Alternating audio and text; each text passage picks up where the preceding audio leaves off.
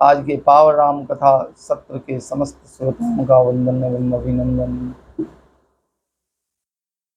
आज हम लोग जिस विषय की चर्चा करने जा रहे हैं वह विषय है संत सुधारूप हैं, संत शशि रूप हैं और संत कामधेनु रूप हैं। 3 उपमाएं दी गई हैं। साथ साथ ब्रह्मा जी की वंदना की गई है। जिस पंक्ति का हम लोग आश्रय ले रहे हैं उस पंक्ति में, उस दोहे में ब्रह्मा जी की वंदना है। बंदऊ विधि पद रेणु, रेणु माने धूल, चरण धूल, ब्रह्मा जी के चरण धूल की वंदना करते हैं। विधि पद रेणु भवसागर जहि कीन्ह जहाँ, जिन्होंने संसार बनाया, संसार की रचना जिसने की, जिसने भवसागर बनाया। भवसागर में लोग डूबते उतराते रहते हैं, बार बार जन्म लेते और मरते रहते हैं, ये परंपरा चलती है। भवसागर जय कीन जहाँ, संत सुधा ससिधेनु, प्रगटे खल विष बारुनी। इसमें कौन कौन प्रकट हुए? बोले संत प्रकट हुए, चंद्रमा प्रकट हुए, संत सुधा अमृत प्रकट हुआ, कामधेनु, और दूसरी ओर खल प्रकट हुए, विष प्रकट हुआ, मदिरा प्रकट। हम लोग पूर्व में श्रवण कर चुके हैं।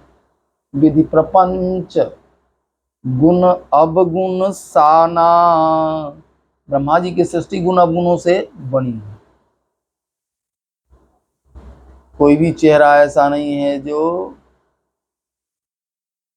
जिसमें गुण नहीं है, कोई भी चेहरा ऐसा नहीं जिसमें अवगुण नहीं हो। सब में गुण एवं अवगुण रहता है,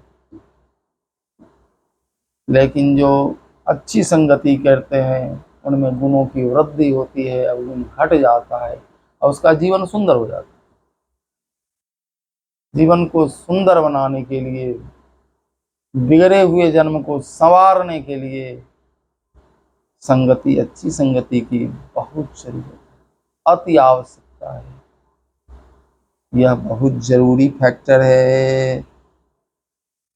बंदों विधि पद रेणु भवसागर जय कीन्ह जहाँ। वैसे ब्रह्मा जी की वंदना अन्य अन्य ग्रंथों में देखी नहीं जाती, ब्रह्मा जी के मंदिर भी देखे नहीं जाते। इसके पीछे कई कारण है। भृगु ऋषि का श्राप है। एक बार भृगु ऋषि देवों की परीक्षा करने ब्रह्मा जी के पास पहुंचे। जब भृगु ऋषि आए तो ब्रह्मा जी ने भृगु ऋषि का स्वागत नहीं किया, सम्मान नहीं किया। तो भृगु ऋषि ने श्राप दे दिया कि आपको सम्मान करना नहीं आता, आप अतिथि का आदर नहीं कर सकते हैं, तो जाइए, आपकी कहीं भी प्रतिष्ठा नहीं होगी, कोई आपकी प्रतिष्ठा नहीं करेगा, मंदिर आपके नहीं बनेंगे। इसी तरह की घटना अन्य ग्रंथों में मिलती है।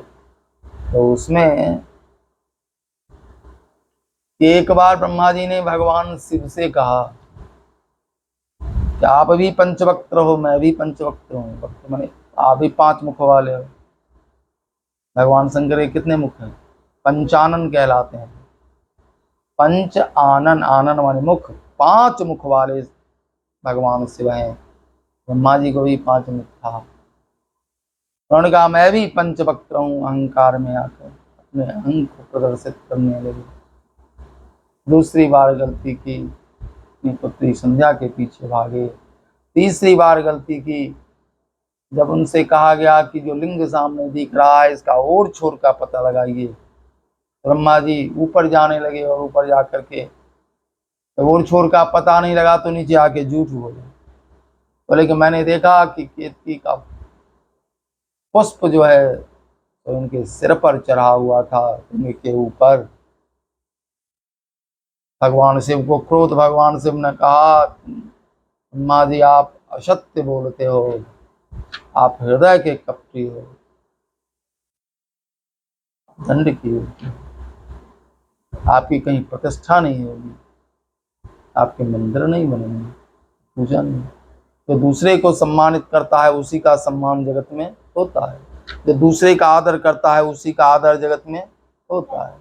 इसलिए दूसरे का आदर करना चाहिए, मान रहित तो होकर आदर करना चाहिए। बंदम विधि पदरेन, लेकिन गोस्वामी जी महाराज ने परंपरा से हटकर ब्रह्मा जी की वंदना की कि हे ब्रह्मदेव, आपने संसार बनाया है, हम भी इसी संसार में हैं और हमें भक्ति करने का मौका मिला है, इसलिए हम आपको प्रणाम करते हैं। कौन प्रणाम कर रहे हैं? गोस्वामी जी महाराज अपने ग्रंथ में प्रणाम कर रहे हैं। बंदम विधि पदरेन भवसागर जय की जहाँ संत सुधा, जो भवसागर बनाया, इस भवसागर से पार करने की नौका क्या है जानते हैं? भवसागर चह पार जो पावा, राम कथा ताक दृढ़ नावा। इसके लिए सबसे अच्छी नाव क्या है? राम कथा। जो राम कथा सुनेगा वह भवसागर में नहीं फंसेगा, भवसागर की तरंगे उसको डुबा नहीं सकती हैं, राग द्वेष उसको प्रभावित नहीं कर सकता, राग द्वेष से ऊपर हो जाता है, विशेष राग द्वेष भवसागर में चुरोता है। तो मंदौ विधि पदरेन भवसागर जहि जहाँ, क्या क्या प्रकट हो रहे हैं? संत सुधा ससिधेनु प्रगटे खल। संत क्या है? सुधा रूप है, अमृत स्वरूप है, अमृत के समान है। दूसरा संत क्या है? संत शशि के समान है, ताप हारक हैं, ताप का हरण कर लेते हैं, शीतलता प्रदान करते हैं, धवल हैं, उज्ज्वल है। संत में ये सब गुण हैं। साधु चरित शुभ चरित, हम लोग पूर्व में श्रवण कर चुके हैं। शुभ चरित कपासु निरस विशद गुणमय फल जासु। साधु का चरित्र कैसा होता है? कपास के समान। कपास माने रुई, रुई होता है कपास समान। रुई कैसा होता है? उजला। साधु का जीवन चरित्र भी उजला होता है। निरस, उसमें कोई रस नहीं होता है। जैसे मिठाई होती है, मिठाई में रस होता है, हम उसको गाड़ते हैं, उसमें क्या गिरता है? रस गिरता है। लेकिन रुई को कोई गाड़ेगा तो उसमें कुछ गिरेगा? कुछ नहीं गिरेगा, तो नीरस होता है रुई।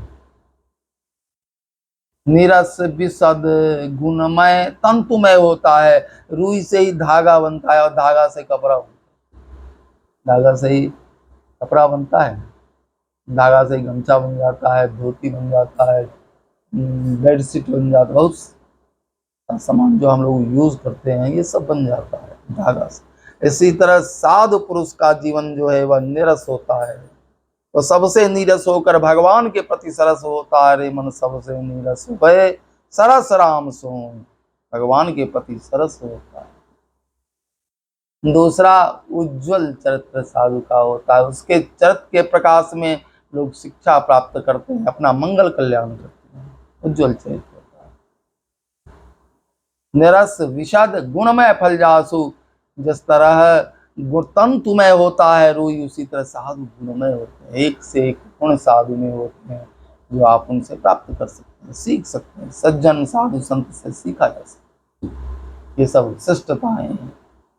संत सुधा ससिधेन, तो संत सुधा रूप है, अमृत रूप है, क्योंकि संत तो भगवान की भक्ति प्राप्त होती है। नारद भक्ति सूत्र में निवेदन किया है नारद जी ने कि भक्ति कैसी है? परम प्रेम रूपा च, प्रेम रूपा है, भक्ति करने वाला व्यक्ति सबसे प्रेम करता है। अमृत स्वरूपा च, भक्ति अमृत प्रदान करती है। इस तरह नारद भक्ति सूत्र में कहते हैं, सा तस्मिन् परम प्रेम रूपा अमृत स्वरूपा च। प्रेम रूपा है, अमृत स्वरूपा है, न लब्ध्वा पुमान सिद्धो भवति। जिस भक्ति को प्राप्त करके मनुष्य सिद्ध हो जाता है। क्या हो जाता है? सिद्ध हो जाता है। सिद्धो भवति, अमृतो भवति, तृप्तो भवति, तृप्त हो जाता है, अमृतत्व को प्राप्त कर लेता है। गीता जी में भगवान कहते हैं, यन लब्ध्वा चापरम लाभम मन्यते नादिकम ततः। जिनको प्राप्त कर लेने के बाद दूसरे सारे लाभ छोटे लगते हैं। कैसे लगते हैं? छोटे लगते हैं। सबसे बड़ा लाभ प्रतीत होता है। सबसे बड़ा लाभ भगवान की भक्ति है कि नहीं? तृप्तो भवति, व्यक्ति तृप्त हो जाता है, संतुष्ट हो जाता है।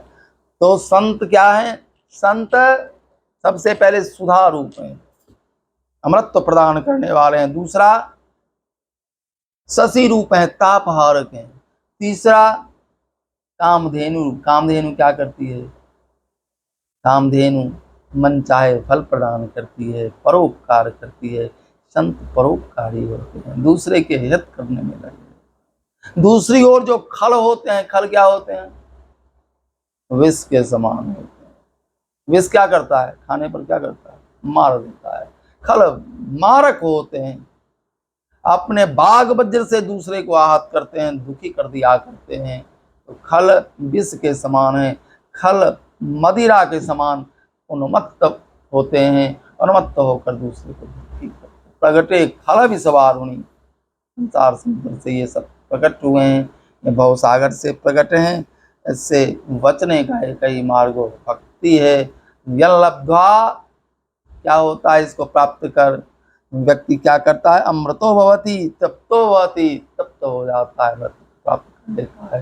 हे राम कथा आपके जीवन में भी तृप्ति प्रदान करे, अमृत प्रदान करे, ऐसा निवेदन करता हुआ आज की वाणी को विराम